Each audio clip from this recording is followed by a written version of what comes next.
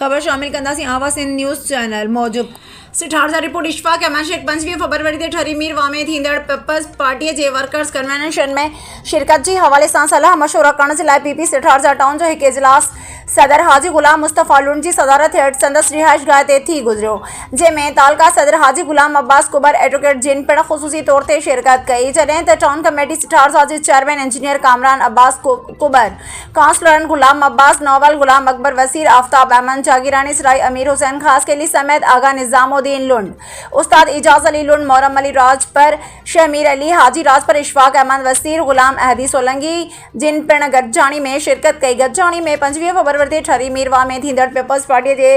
Workers convention में भरपूर शिरकत जो फ़ैसिलो कियो वियो। पीपी तालका मीरवा के सदर हाजी गुलाम अब्बास कुबर एडवोकेट जिन खिताब कंदे चयो त पीपी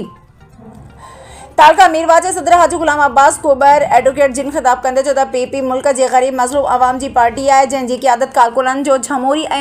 मुल्क तोड़े अवाम ला बेमिसाल कुर्बानियों आहिनि। अॼु बि मुल्क के सब खां वॾी अवाम के दिलनि ते राज कंदड़ पार्टी है। हिन चयो त पार्टी जो ज़िले सदर हाजी नवाब खान वसाण कारकुनन मंझां है, जैं मुक़ररी से पार्टी के फ़ाल बनाने के लिए भरपूर जिदोजहद करे रहियो आहे, जैंसां कारकुनन जा हौसला बुलंद थिया आहिनि।